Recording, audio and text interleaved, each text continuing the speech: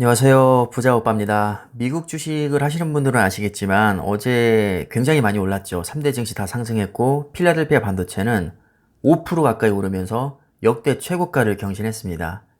10년 차트를 보면 의심의 여지 없이 정말 아름답게 우상향하고 있죠. 작년 코로나 때 많이 주저앉긴 했지만 길게 보니까 뭐 그렇게 엄청나게 빠진 것처럼 보이지도 않습니다.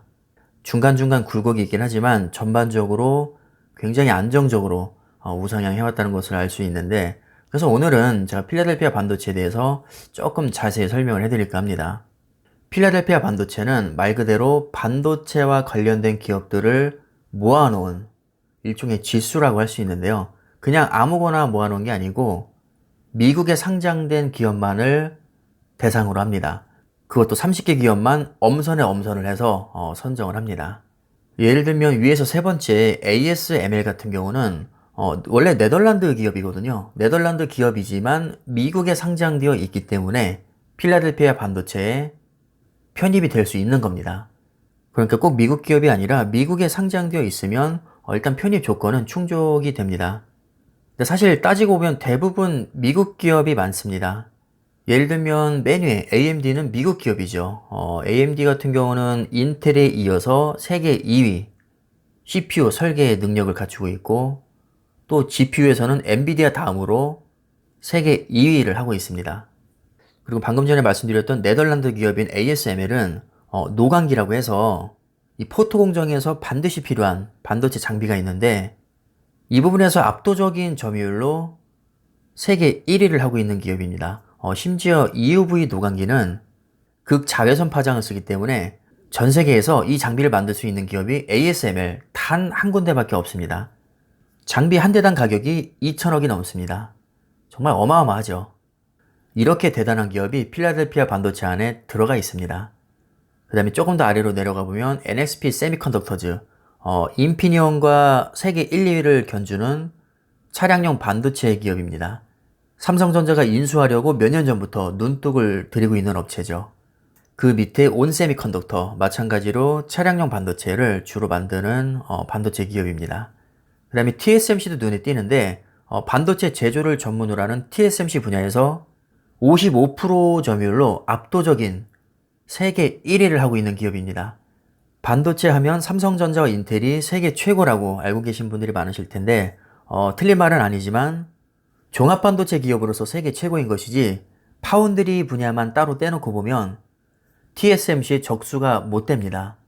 즉 반도체 제조 분야에 한정해서 보면 삼성전자와 인텔보다 TSMC가 훨씬 더 대단한 기업입니다. 이렇게 대단한 기업이 필라델피아 반도체 안에 또 들어 있습니다.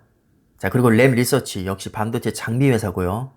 마이크론 테크놀로지, 삼성전자 하이닉스에 이어서 세계 3위 D램 업체입니다. 낸드 플래시도 굉장히 잘 만들고요. SSD도 아주 잘 만들죠.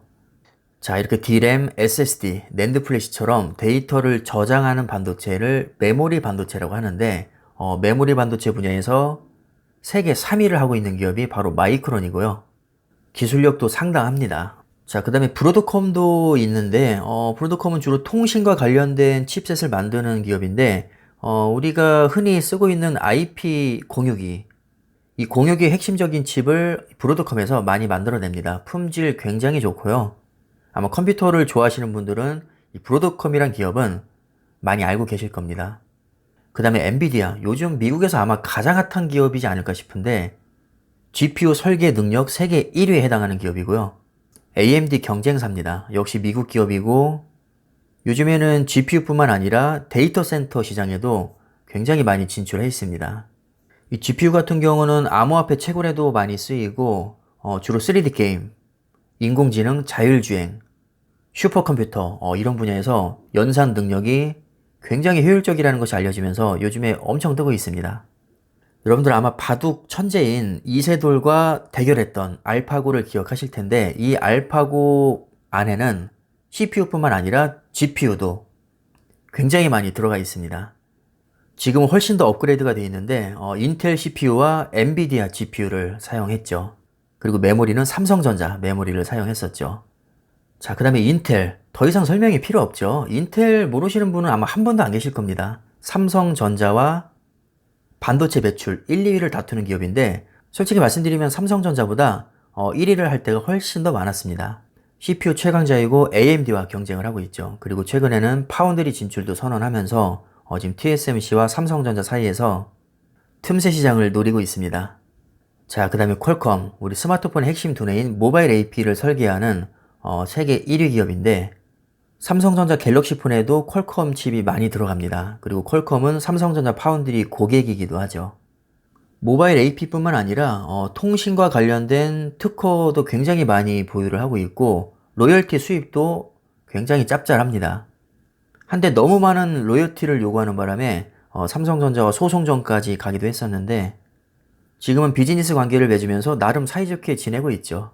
이렇게 굵직한 기업들 몇 개만 간단히 살펴봤는데 대부분의 기업들이 미국 국적을 가지고 있고 ASML 같은 경우는 네덜란드 기업이지만 미국에 상장되어 있습니다.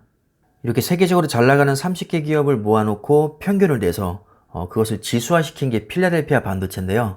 최근 10년 흐름을 보시면 정말 어이가 없을 정도로 무섭게 우상향하고 있습니다. 과거 10년은 그랬다 치고 앞으로 10년은 어떻게 될까요? 요즘 뜨고 있는 산업이 인공지능, 자율주행, 사물인터넷, 로봇, 드론, 언택트, 비대면, 데이터 센터, 클라우드 서비스 이런 것들이거든요. 자, 이런 것들에 빠져서는 안 될 존재가 바로 반도체죠. 깊이 생각할 것도 없이 향후 10년 반도체 산업은 크게 성장할 겁니다. 오히려 지금까지 10년보다 더 빠르게 성장할 가능성도 저는 충분히 있다고 생각을 합니다. 그럼 고민할 필요가 없겠죠. 지금이라도 투자해도 저는 늦지 않다고 생각을 합니다. 좋은 건 알겠는데 아무래도 우리 초보분들 입장에서는 좀 어떻게 투자해야 될지 모르실 수도 있을 겁니다. 하지만 걱정하실 게 없는 게 굳이 해외 계좌 개설해서 달러로 환전하지 않아도 국내에서 원화로 아주 쉽게 매수할 수 있는 방법이 있습니다. 요즘에는 ETF가 아주 유행을 하고 있는데 ETF라는 것은 펀드를 거래소에 상장시켜서 우리가 개별 종목처럼 편하게 사고 팔 수 있게 만들어 놓은 상품입니다. 즉 삼성전자나 카카오 같은 개별 종목처럼 그냥 똑같이 매수하고 매도할 수 있습니다. 예를 들면 타이거 미국 필라델피아 반도체 나스닥, 그냥 삼성전자랑 똑같이 국내 증시에 상장되어 있거든요. 심지어 종목 코드도 381180으로 딱 정해져 있습니다. 필라델피아 반도체 지수 자체는 미국에 상장되어 있지만 이것을 거래하기 편하게 증권사에서 그냥 국내에 상장시켰을 뿐입니다. 국내에 상장시켰으니까 당연히 원화로 매수할 수 있겠죠. 그래서 지금 가격을 보면 한 주당 12,645원 정도 합니다. 그렇게 비싸지도 않아서 우리가 용돈 아끼면 얼마든지 몇 주 정도는 매수할 수 있습니다. 제가 그때 갈비탕 한 그릇 값으로 매수할 수 있다고 하니까 댓글로 난리가 났습니다. 갈비탕 한 그릇에 15,000원씩 한다고 하시더라고요. 그래서 제가 전복 들어갔냐 그러니까 전복 안 들어가도 15,000원씩 한다고 합니다. 갈비탕이 이렇게 비쌌었나요? 제가 비싼 갈비탕을 못 먹어봐서 그런가 봅니다. 언제 한번 저도 15,000원짜리 고급 갈비탕을 한번 먹어봐야겠습니다. 어쨌든 12,000원 정도 수준이니까 솔직히 그렇게 부담스러운 금액은 아니잖아요. 그래서 진짜 연령대 구분 없이 부담스럽지 않게 접근할 수 있을 것 같고 시가총액이 조금 중요한데요. 아무래도 시가총액이 너무 낮으면 상장 페이지라든가 어떤 거래량이라든가 이런 부분이 조금 찝찝할 수 있기 때문에 가급적이면 시총이 높은 게 좋습니다. 지금 시총을 보니까 9,200억 정도 하는데 이 정도면 ETF 치고는 굉장히 큰 편입니다. 삼성전자가 450조가 넘지만 사실 이런 개별 종목과는 특성 자체가 다르기 때문에 시총이 막 수십조 되는 ETF는 국내에 없다고 보시면 됩니다. 기초 지수는 당연히 필라델피아 반도체를 추종하고요. 해외 주식형으로 분류가 됩니다. 왜냐하면 미국에 있는 주식을 국내로 가져왔으니까요. 지금 역대 최고가 찍었다고 여러분들이 늦었다고 생각하실 수도 있겠지만 상장일을 보시면 2021년 4월 9일입니다.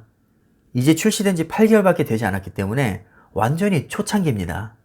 전혀 늦지 않았고요. 향후 10년 이후를 내다보시고 지금 투자하셔도 충분할 거라고 생각합니다. 자, 대신에 펀드 보수가 조금 비싼 편인데 연 0.49%입니다. 즉 1년에 0.49%를 따박따박 수수료로 내야 된다는 얘기인데, 뭐 우리가 따로 납부하는 것은 아니고요. ETF 가격에 자동으로 반영이 됩니다. 그래서 신경 쓰실 부분은 없고, 간혹 수수료에 민감하신 분들이 계신데, 수익률을 생각했을 때는 수수료가 비싸다고 생각하지는 않습니다. 얘기가 나온 김에 비슷한 상품이 하나 더 있어서 제가 간단하게 또 언급을 하겠습니다. 코덱스 미국 반도체 MV라는 건데요. 얘는 6월 30일에 출시됐습니다. 오히려 더 늦게 출시됐고 6개월도 안 됐죠. 늦게 출시된 만큼 시총이 490억 밖에 안 되는데, 필라델피아 반도체와 차이점은 종목 수가 한 25종목으로 조금 더 적고요. 엔비디아와 TSMC 비중이 조금 더 높습니다. 그래서 개별 종목으로 엔비디아와 TSMC를 좋아하시는 분들은 필라델피아 반도체보다는 미국 반도체 MV가 조금 더 메리트가 있을 수 있습니다. 아무래도 수익률이 가장 중요하겠죠. 6월부터 수익률 비교를 해보면 코덱스 미국 반도체 MV와 타이거 미국 필라델피아 반도체 나스닥 거의 24%로 똑같습니다. 그래서 크게 고민하실 부분은 아니고요. 나는 그냥 시총이 높고 거래량이 많은 게 좋다 하시는 분들은 필라델피아 반도체, 그리고 TSMC와 엔비디아를 좋아하시는 분들은 미국 반도체 MV에 그냥 투자하시면 될 것 같습니다. 참고하시라고 제가 하이닉스와 삼성전자도 같이 비교를 해봤는데 정말 처참합니다. 삼성전자 하이닉스는 약 마이너스 2% 손실을 보고 있죠. 물론 이건 6개월만 본 겁니다. 최근 6개월 동안 아시다시피 삼성전자 하이닉스는 너무나도 강하게 조정을 받았습니다. 마이크론도 마찬가지고요. 만약에 삼성전자가 급등했던 작년 하반기에서 올해 초만 보면 아마 수익률 1등일 겁니다. 자, 하지만 장기 투자자에게 6개월 정도 수익률은 그렇게 큰 의미가 없습니다. 어차피 10년 이상 길게 보고 하는 것이기 때문에 메모리 반도체에 관심이 많으신 분들은 삼성전자나 하이닉스 중에서 하나, 그리고 반도체 전반에 걸쳐서 투자하고 싶으신 분들은 미국 반도체 MV나 필라델피아 반도체 중에 하나, 뭐 이런 식으로 고르셔도 되고, 아니면 그냥 4개 다 투자하셔도 상관없습니다. 아니면 한국 대표로 삼성전자, 미국 대표로 필라델피아 반도체, 이런 식으로 하셔도 전혀 상관없습니다. 핵심은 이겁니다. 삼성전자 하이닉스는 메모리 반도체에 편중된 기업이고, 미국 반도체 MV와 필라델피아 반도체는 반도체 전반에 걸쳐서 골고루 투자하는 ETF입니다. 아무래도 삼성전자 하나만 투자하는 것보다는 필라델피아 반도체나 미국 반도체 MV와 섞어서 투자해주는 게 좀 더 균형도 있고 수익률도 안정적으로 낼 가능성이 높습니다. 아마 이 정도 제가 설명드렸으면 제 의도를 충분히 눈치채셨을 겁니다. 저는 분산 투자의 중요성을 지금 강조하고 있는 것이고요. 길게 봤을 때는 반도체 전반적으로 크게 성장할 것이지만, 이왕 반도체에 투자할 거라면 메모리 반도체에 너무 집중하는 것보다는 비메모리 반도체, 차량용 반도체, 파운드리, 반도체 장비, 소재 이런 쪽도 골고루 투자하는 게 더 좋지 않을까. 이게 제 개인적인 생각입니다. 자, 그럼 선택은 각자의 몫입니다. 여러분들 충분히 생각해 보시고 각자 취향에 맞게 투자를 하시면 될 것 같습니다. 그럼 이번 영상은 여기까지 하겠습니다. 감사합니다.